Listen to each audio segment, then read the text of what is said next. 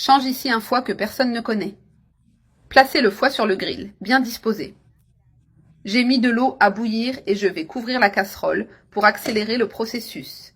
Je vais laisser le foie ici dedans en cuisant doucement, en maintenant la cuisson pendant environ 3 minutes pour qu'il devienne plus tendre. Je l'ai déjà laissé cuire le temps nécessaire. Je le retire avec soin pour continuer la préparation. Ensuite, je coupe le foie en morceaux plus petits pour faciliter.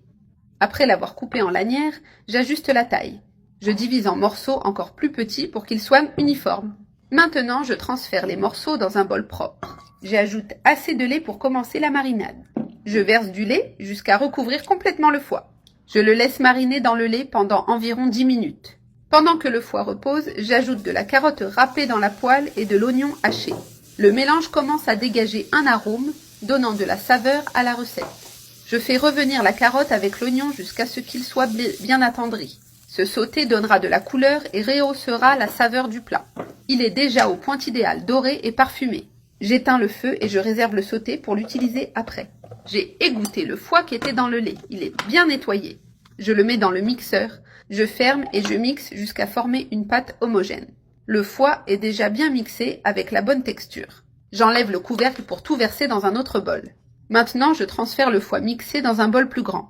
Je gratte bien pour profiter de tout le contenu. J'ajoute une demi-tasse de flocons d'avoine avec 3 œufs.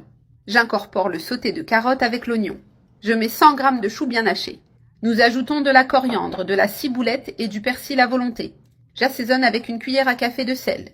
J'ajoute aussi une cuillère à café de paprika. Je continue à donner de la saveur au mélange. Je mets une demi-cuillère à café de poivre noir. Le mélange reste bien assaisonné et aromatique. Maintenant, je mélange seulement tous les ingrédients jusqu'à les intégrer. Je mets la poêle sur le feu. Je fais fondre une cuillère de beurre. J'étale le beurre fondu et je mets tout le mélange. Je le répartis de façon uniforme pour qu'il cuise de manière égale. Ainsi, nous formons un gâteau de foie savoureux. Si vous n'avez jamais goûté au gâteau de foie, cela vaut la peine de le faire. La saveur est intense et la texture très douce. En couvrant, je laisse cuire jusqu'à ce qu'il se raffermisse. Il a déjà bien doré d'un côté à feu moyen. C'est le moment de le retourner avec précaution. Je mets le gâteau sur une assiette pour faciliter. Je le retourne doucement et je le remets dans la poêle. Ainsi, il dort des deux côtés de façon uniforme. Pour le rendre encore meilleur, j'ajoute du fromage dessus. J'étale bien le fromage râpé. Je le répartis pour qu'il fonde complètement. Je couvre de nouveau avec le couvercle de la poêle. Je laisse encore 5 minutes pour cuire l'autre côté. Le gâteau est déjà prêt des deux côtés. Regardez comme il est doré et ferme. Je passe la spatule pour le détacher du fond. Je transfère le gâteau dans l'assiette de service. Je coupe un morceau du gâteau pour montrer l'intérieur. Ainsi, on peut voir comme il est bien cuit. Tendre à l'intérieur, assaisonné et délicieux. Regardez comme le résultat final est appétissant. Une merveille de gâteau de foie. Cela vaut la peine de l'essayer et de se laisser surprendre.